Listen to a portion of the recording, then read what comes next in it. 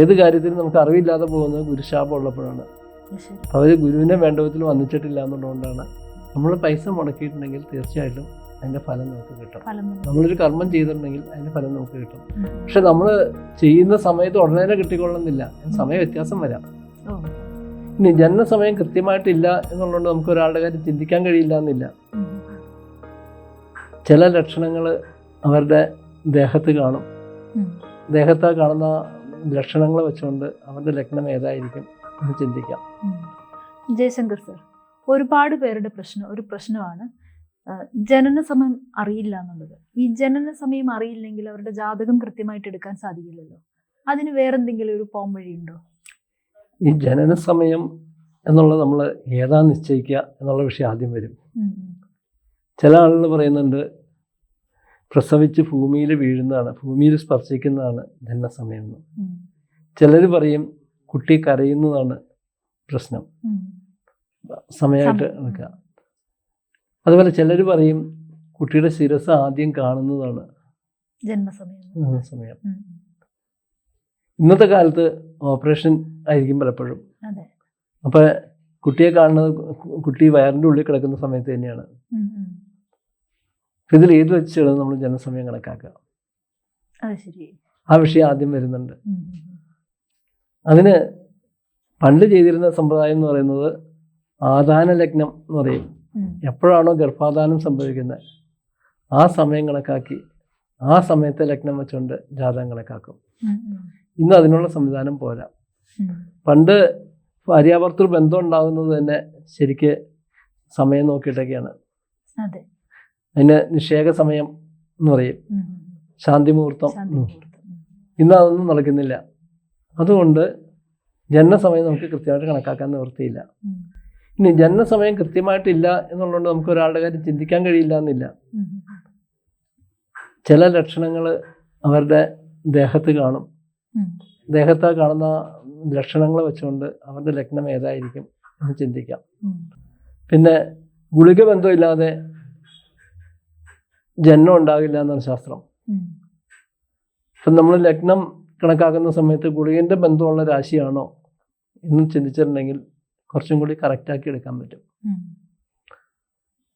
പിന്നെ ജനനം സമയം വെച്ചുകൊണ്ട് നമ്മൾ ഒരു ജാതകം തയ്യാറാക്കുമ്പോൾ അല്ലെങ്കിൽ ഒരു ഗ്രഹനില തയ്യാറാക്കുമ്പോൾ അന്തരീക്ഷത്തിൻ്റെ ആ സമയത്ത് ഫോട്ടോസ്റ്റാറ്റ് എടുക്കുക എന്ന് പറയുന്നതാണ് നടക്കുന്നത്.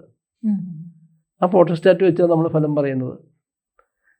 ആ അന്തരീക്ഷത്തിൻ്റെ ഫോട്ടോസ്റ്റാറ്റ് എടുക്കുന്ന സമയത്ത് നേരത്തെ പറഞ്ഞ പോലെ ഗുളികൻ എവിടെ നിൽക്കുന്നു, ആ ഗുളികൻ്റെ കേന്ദ്രത്തിലാണോ ലഗ്നം വന്നിരിക്കുന്നത് എന്ന് നോക്കിയിട്ട് നമുക്ക് കറക്റ്റ് ചെയ്യാം. പിന്നെ സ്ത്രീ ആണെങ്കിൽ സ്ത്രീ ലഗ്നത്തിലോ അല്ലെങ്കിൽ സ്ത്രീ ലഗ്ന നവാംശകത്തിലോ ആയിരിക്കും ജനിക്കുക എന്നുണ്ട്. പുരുഷനാണെങ്കിൽ പുരുഷ ലഗ്നത്തിലോ അല്ലെങ്കിൽ പുരുഷ നവാംശകത്തിലോ ആയിരിക്കും ജനിക്കുക. അത് നോക്കിയിട്ട് കറക്റ്റ് ചെയ്യാം. പിന്നെ ഒരാളുടെ ശരീരപ്രകൃതം നോക്കിയിട്ട് അത് വെച്ചുകൊണ്ട് കറക്റ്റ് ചെയ്യാം. അങ്ങനെ പലതരത്തിലുള്ള മെത്തേഡുകൾ അനുപയോഗിക്കാറുണ്ട്. ഇതൊന്നും കൂടാതെ വന്ന് ചോദിക്കുന്ന സമയത്ത് ഉള്ള ലഗ്നം എന്താണോ ആ ലഗ്നം ആ ആൾക്ക് ചേരുമോ എന്ന് നോക്കിയിട്ട് അതാണെന്ന് നിശ്ചയിക്കാം നമുക്ക്. അങ്ങനെ പലതരത്തിലുള്ള മെത്തേഡുകൾ നമ്മൾ ഉപയോഗിക്കാറുണ്ട്. ഇത് ശാസ്ത്രം എന്നുള്ള എല്ലാവർക്കും വേണ്ടിയിട്ടുള്ളതാണ്.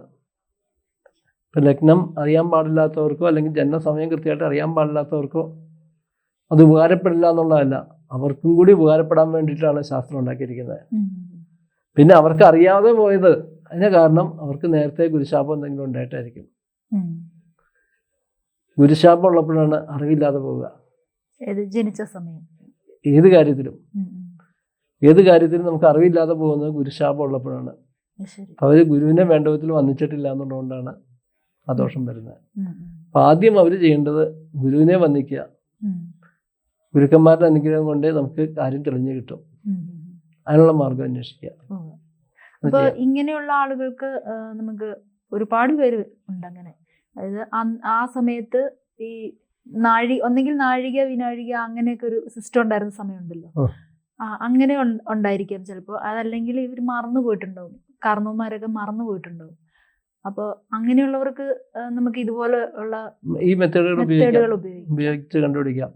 അല്ലെങ്കിൽ തന്നെ ഇപ്പം ജനനസമയം എന്നും പറഞ്ഞുകൊണ്ട് ഇന്ന് നമ്മളുടെ മുമ്പിലേക്ക് കൊണ്ടുവരുന്ന ആ സമയം പലപ്പോഴും കൃത്യമല്ല. ആശുപത്രിയിലെ നേഴ്സ് എപ്പോഴാണോ ഫ്രീ ആവുന്നത് അപ്പോഴാണ് നോക്കുക സമയം എത്രയാന്നുള്ളത്. പ്രസവിച്ച ഉടനെ തന്നെ അവർക്ക് നോക്കാൻ കഴിഞ്ഞോളന്നില്ല. പിന്നെ അവർ റഫായിട്ട് അവർ കാൽക്കുലേറ്റ് ചെയ്ത് പറയുന്നതായിരിക്കും സംഭവിക്കുക. അത് കറക്റ്റ് ആയിക്കൊള്ളണമെന്നില്ല. അതുപോലെ തന്നെ ചിലരുടെ കാര്യത്തിൽ ഇന്ന സമയത്തിനും ഇടയ്ക്ക് എന്ന് പറയാറുണ്ട്. അതായത് ചിലപ്പോൾ 12 മണിക്കും 12:30 ഇടയ്ക്കുള്ള ഏതോ ഒരു സമയം എന്ന് പറയാറുണ്ട്. അത് ശരീരപ്രകൃതം നോക്കി അറിയാൻ പറ്റും. ഇപ്പൊ ഒരു ഉദാഹരണം പറയുകയാണെങ്കിൽ, ഇപ്പം അറിവ് വെച്ചതിന് ശേഷമുള്ള പ്രായത്തിലാണ് കൊണ്ടുവരുന്നുണ്ടെങ്കിൽ നമുക്ക് ആ കുട്ടി എങ്ങനെയാണ് നടക്കുക, നടക്കുന്നതിൻ്റെ പ്രത്യേകത എന്താണ്, നടക്കുമ്പോഴുള്ള ചന്തം എന്താണ്, അതൊക്കെ നോക്കിയിട്ട് നമുക്ക് നിശ്ചയിക്കാം. അവരുടെ ശരീരത്തിലെ മറുകുകൾ എവിടെയൊക്കെ ഉണ്ട് അത് നോക്കിയിട്ട് നിശ്ചയിക്കാം. അങ്ങനെയുള്ള പല മെത്തേഡുകളും നമുക്കിതിൽ ആശ്രയിക്കാവുന്നതായിട്ടുണ്ട്. പിന്നെ ശരീരപ്രകൃതം അനുസരിച്ചുള്ള രോഗങ്ങൾ അതെന്തൊക്കെയായിരിക്കും, അതൊക്കെ ചിന്തിക്കാം നമുക്ക്.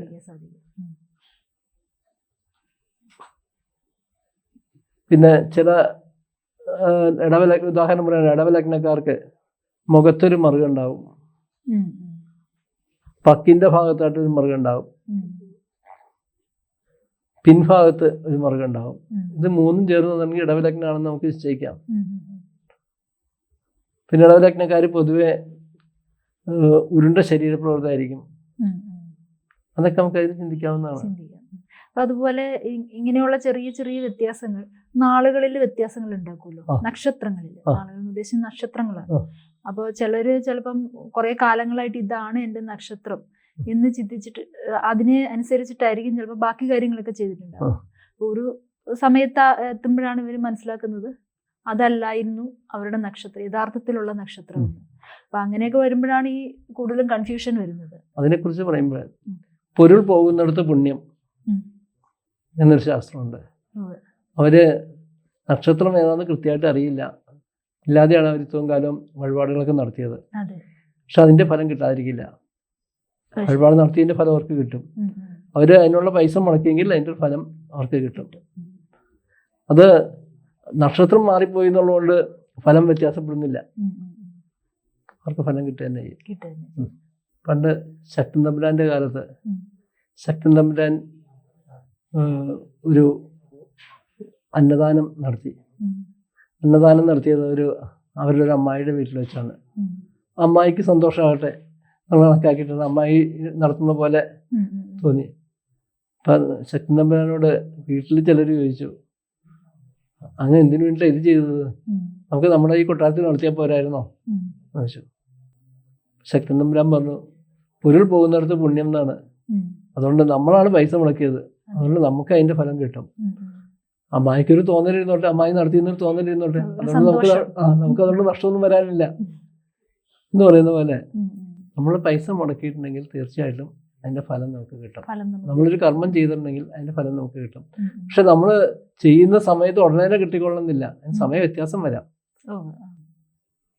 അത് കാലവിളമ്പൊക്കെ ഉണ്ടാകാൻ ചിലപ്പോൾ. നമ്മുടെ കൊച്ചുകുട്ടികൾ തീ കാണുമ്പോൾ പിടിക്കാനായിട്ട് ശ്രമം നടത്തും. അവർക്കൊരു താല്പര്യം ഉണ്ടാവും, പക്ഷെ നമ്മൾ കാരണവന്മാരെ തടയും. അത് തൊട്ടാൽ കൈ പൊള്ളുന്ന അവർക്കറിയാം. അതെ, ഏതായാലും ഇതുപോലെ ജന്മസമയം കറക്റ്റ് അറിയത്തില്ലാത്ത ആളുകൾക്ക് വലിയൊരു ആശ്വാസമാണ് സാറിന്റെ ഈ വാക്കുകൾ. നമുക്ക് കറക്റ്റ് ചെയ്ത് കൊടുക്കാം. അതെ, നന്ദി സർ. ജ്യോതിഷമോ വാസ്തുവോ പൂജയോ നിങ്ങൾക്ക് ആവശ്യമുണ്ടോ? താഴെ കാണുന്ന നമ്പറിൽ വാട്സപ്പ് ചെയ്യൂ. നിങ്ങൾ ചെയ്യേണ്ടത് ഇത്രമാത്രം: താഴെ കാണുന്ന നമ്പർ നിങ്ങളുടെ മൊബൈലിൽ സേവ് ചെയ്യൂ.